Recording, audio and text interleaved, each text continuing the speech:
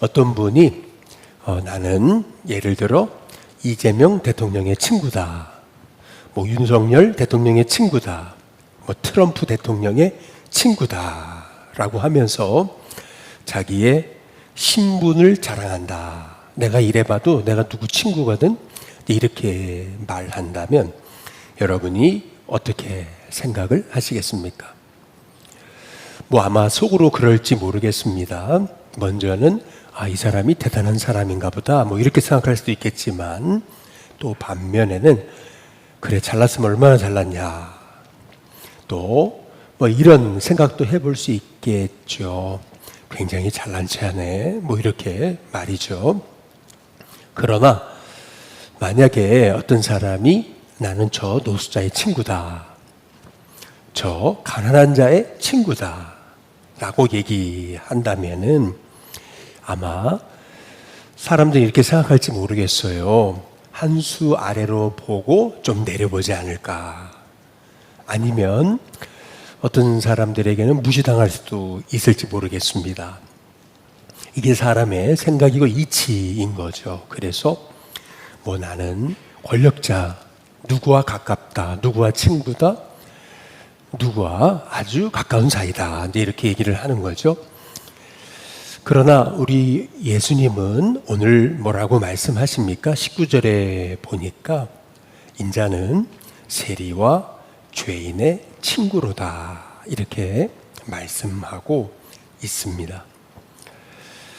세리와 죄인이라면은 당시에 가장 이렇게 사람들에게 좋은 인상을 주지 못했던 그런 사람들 아니겠어요? 가까이 하고 싶지 않은 사람들, 뭐 그렇게 여겨지던 사람들인데 예수님은 아주 떳떳하게 말씀하시잖아요. 인자는 세리와 죄인의 친구다 이렇게 말씀하시잖아요. 이 말씀의 뜻이 뭡니까? 이 친구 내 친구거든, 이 친구 내 친구야 이렇게 얘기할 때 그 의미가 뭡니까? 그 의미는 내가 이 세리와 죄인을 자랑스럽게 여긴다, 귀하게 여긴다, 내게 소중하다, 이제 그러한 뜻이 아니겠어요? 이것을 우리에게 이제 대입해 보자면은 우리가 부족하고 또 우리가 가난하고 또 우리가 세상적으로 잘 나가지 못해도 어찌 보면은 비천하고 보잘것 없어도 우리 예수님은 바로 이 사람은 내 친구야, 내 귀한 사람이거든, 내 소중한 친구야 라고 말씀해 주신다는 것을 생각해 볼 때에 이 말씀이 얼마나 귀한 말씀일까라고 하는 이제 생각을 해보게 되는 것입니다. 이런 관점에서 오늘 말씀 요한이 이제 옥에서 자기 제자들을 예수님께 이제 보내잖아요. 그래서 뭐라고 묻냐 하면은 오실 그분이 당신입니까? 아니면 우리가 다른 분을 기다려야 됩니까? 라고 하는 질문에 예수님이 뭐라고 대답을 하십니까? 내가 이 정도 힘 있거든, 내가 이렇게 높은 사람과 친구거든, 내가 이런 권력을 가지고 있거든, 이렇게 대답을 하신 게 아니고 당신이 그리스도 맞습니까? 라고 하는 질문에 예수님이 뭐라고 대답하셨는지 한번 잘 보세요. 그게 5절입니다. 5절에 보면은 맹인이 본다, 못 걷는 사람이 걷는다, 나병 환자가 깨끗함을 받는다, 못 듣는 자가 듣는다, 죽는 자가 살아난다, 가난한 자에게 복음이 전파된다 이렇게 말씀하고 있습니다. 우리가 주목해 봐야 되는 것은 예수님이 지금 고치고 살리고 복음을 전하고 계신 대상이 누구냐라는 겁니다. 어떤 사람입니까? 맹인입니다. 못 걷는 사람입니다. 나병 환자입니다. 그리고 가난한 자인 것을 우리가 주목해 봐야 된다라고 하는 것입니다. 아니, 이 땅에 수많은 사람들, 정말 세상의 권력자들 다 내 앞에 나오고 있어 라고 예수님 하신 게 아니라는 거예요. 가난한 자들에게 복음이 증거되고 있다. 그래서 이 말씀의 의미를 예수님이 한 번 더 붙였어요. 거기 6절에 보면 누구든지 나로 말미암아 실족하지 아니하는 자는 복이 있다. 예수님이 말씀하고 계시잖아요. 오늘 이 말씀을 통해서 우리가 사람을 어떻게 대해야 되겠는가, 그리고 또한 우리의 사명은 무엇인가, 또 우리의 가치관은 어떤 가치관이어야 되는가 라고 하는 그 예수님의 마음을 알 수가 있어요. 예수님은 하나님의 아들이시잖아요. 그리고 가장 높으신 분이잖아요. 하늘의 하늘이라도 예수님께 복종해야 되잖아요. 그런데 그분이 왜 오셨는가? 오늘 말씀의 핵심이 있잖아요. 가장 낮은 자의 친구가 되고 외롭고 소외되고 부정하다고 여겨지는 사람들, 그분에게 복음 전하기 위해 왔다. 예수님께서 그것이 우리에게 오신 목적이라면 우리도 어떤 삶을 살아야 되겠는가라고 하는 거 우리가 깨닫게 된다라고 하는 거예요. 보통 사람들은 높은 사람과 사귀고 싶어 하는 것입니다. 권세자들과 사귀고 싶어 하는 거죠. 겉으로는 권세자들을 비판하고 비난을 해도 결국에는 사람들은요, 권세 있는 자에게 줄을 대고 싶은 것이 이제 사람인 거죠. 지난 우리 일신교회에서 회원등 경로잔치를 할 때도 이제 갑자기 중구의회 의장이 저하고 인사를 하면서 그렇게 얘기를 하더라고요. 뭐라 그러냐면 명함 달라고 이렇게 얘기를 하시더라고요. 그래서 제가 명함 잘 안 들고 다니잖아요. 그래서 명함이 없다고 그랬더니 그분이 그러더라고요. 꼭 제게 한번 연락 달라고 그러면서 명함을 주면서 꼭 제게 연락 주셔야 됩니다. 몇 번을 얘기를 하더라고요. 그래가지고 그날 하루 종일 연락을 해야 되는 건가 말아야 되는 건가 하루 종일 고민을 하다가 밤늦게 문자 하나 보냈어요. 내가 일신교회 목사입니다. 제 연락처는 이겁니다. 라고 보내드렸어요. 그런데 우리 지난 방한복 나눔 때 우리 여기 동장님이 그렇게 얘기하시더라고요. 저한테 대뜸 중구의회 의장님하고 잘 아는 사이냐고 이렇게 물어보더라고요. 그래서 아니 왜 그러시냐고 그랬더니 아니 의장님이 목사님 얘기하시던데 이렇게 얘기를 하더라고요. 그래서 아니 그냥 명함 달라 그래가지고 명함 없다 그래가지고 그냥 문자 하나 보내면 내 연락처 이겁니다 라고 얘기했을 뿐입니다. 그런 거냐고 뭔가 이 느낌이 조금 달랐다고 이제 이렇게 얘기를 하는 거예요. 그 사람은 있잖아요. 그래도 뭔가 권세가 있다라고 한다면은 기분이 나쁘지 않죠. 그런데 오늘 예수님을 잘 한번 보시면은 예수님은 가장 힘없고 외로운 자의 친구가 되어 주시잖아요. 나는 세리와 죄인의 친구다. 이렇게 예수님이 말씀하고 계시는 것을 우리가 주목해 볼 필요가 있는 거죠.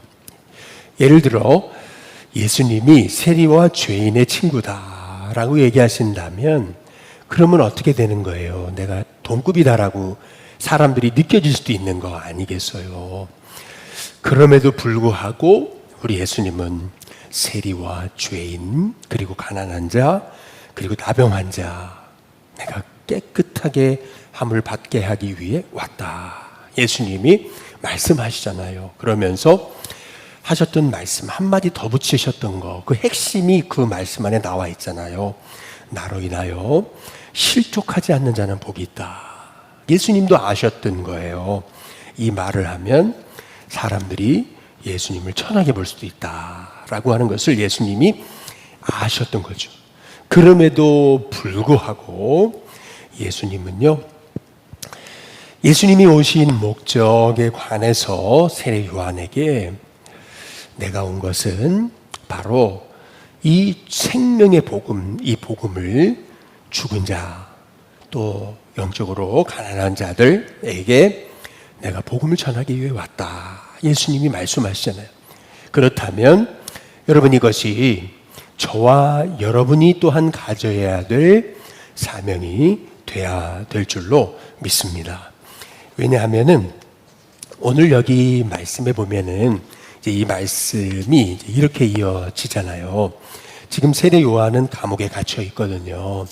그런데 예수님이 세례 요한에 관해서 뭐라고 말씀을 하시는 거냐 하면은 여기 11절 한번 읽어보실까요? 11절입니다. 함께 읽습니다. 시작. 내가 진실로 너희에게 말하노니 여자가 낳은 자 중에 세례 요한보다 큰 이가 일어남이 없도다. 그러나 천국에서는 극히 작은 자라도 그보다 크니라. 세례 요한이 지금 감옥에 갇혀 있어요.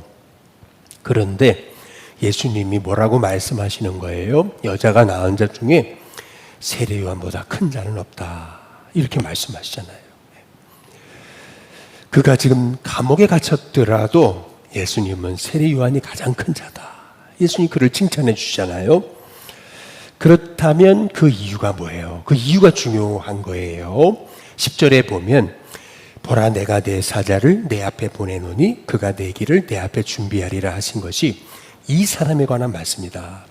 다시 말해 예수님이 세례 요한을 여자가 낳은 자 중에 가장 큰 자로 하신 이유, 그렇게 칭찬하신 이유, 가장 극찬을 하신 이유, 그것은 뭐냐 하면은 주님의 오실 길을 예비한 사람이었기 때문에 예수님은 이 세례 요한을 칭찬하신 겁니다.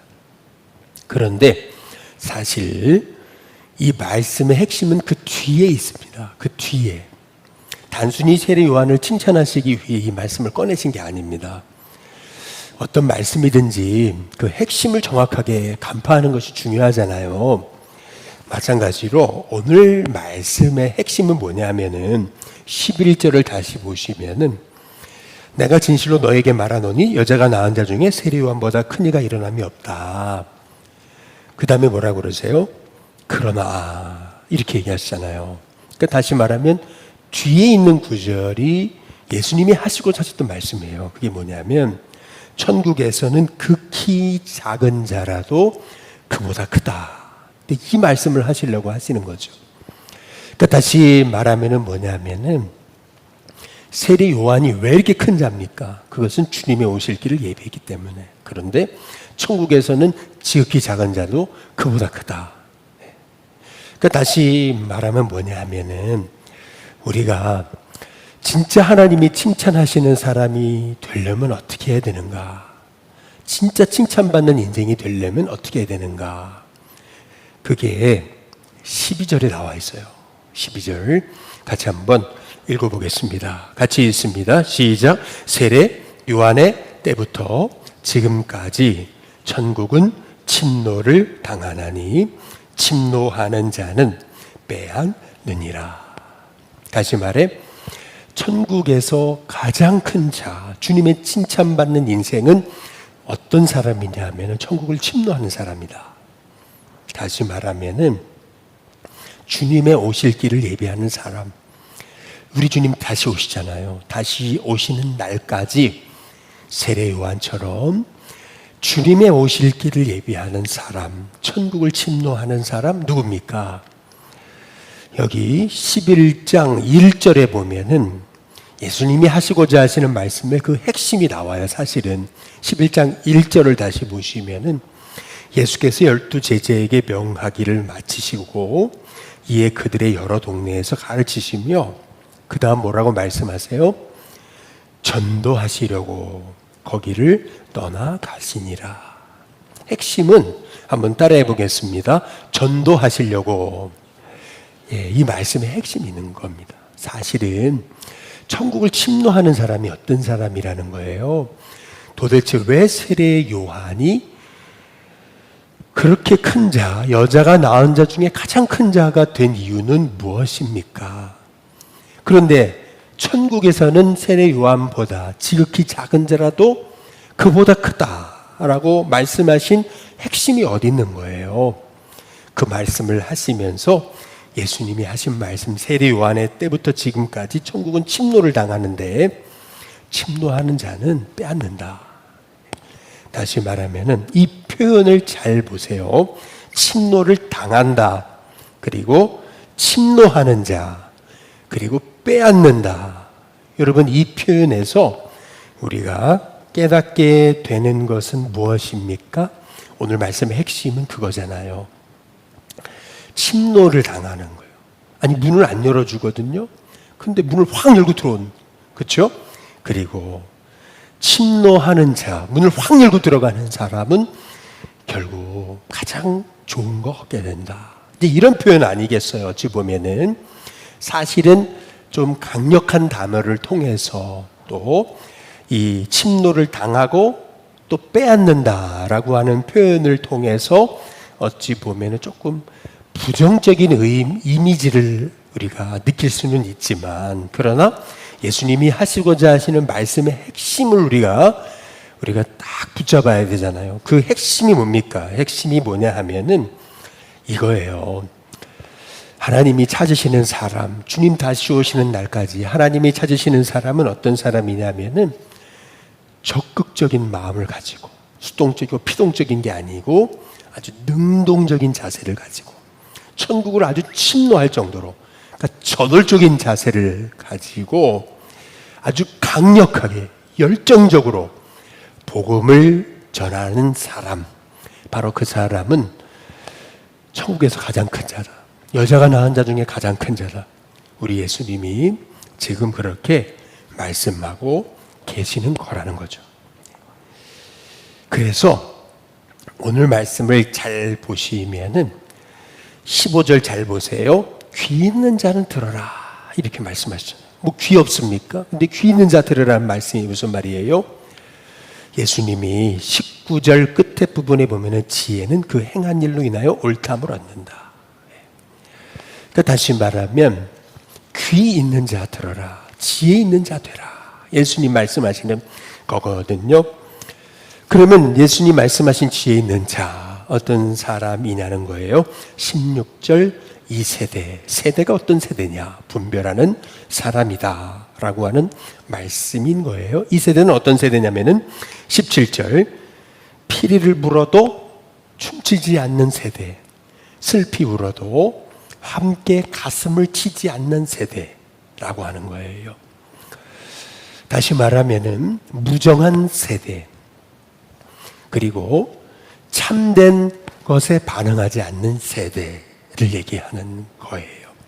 그러니까 다시 말하면은요, 무감각한 세대를 얘기하는 거잖아요. 그러니까 쉽게 말하면 이런 거예요. 진짜 복음에 반응해야 되는데 반응하지 않고 엉뚱한 것에 반응하는, 그 영적인 것에 사람들이 반응하지 못하는, 자, 분별해야 될 것 분별하지 못하는 세대를 말하고 있는 거거든요.